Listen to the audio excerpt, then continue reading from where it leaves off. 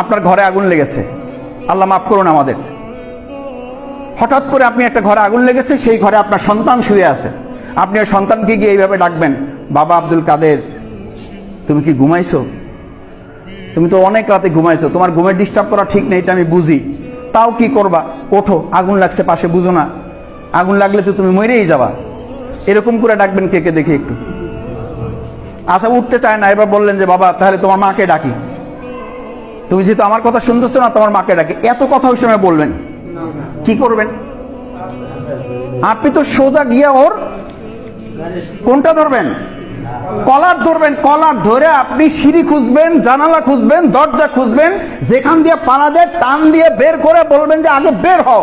ওই টান দিয়ে বের করতে গিয়ে তার হাত ছেলে যাচ্ছে, চামড়া উঠে যাচ্ছে, কোথাও কোথাও নখ উঠে যাচ্ছে, কোথাও হাঁটুতে একটু ফ্র্যাকচার লাগতেছে। এগুলোর দিকে খেয়াল করবেন না? করবেন না?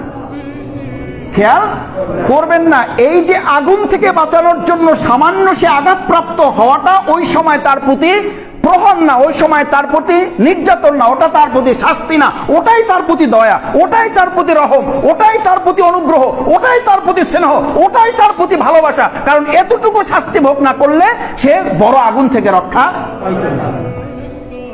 জাহান্নামের কঠিন আযাব থেকে বাঁচার জন্য সন্তান এবং পিতা মুখোমুখি দাঁড়িয়ে তারপরে বলবে তাহতা আকদাম।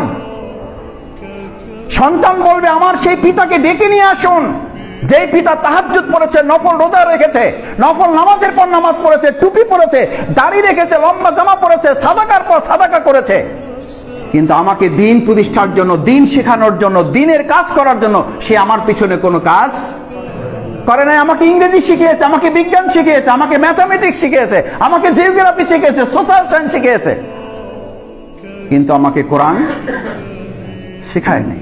ওই সন্তান আল্লাহর কাছে আবদার করবে আমার পিতাকে নিয়ে আসুন।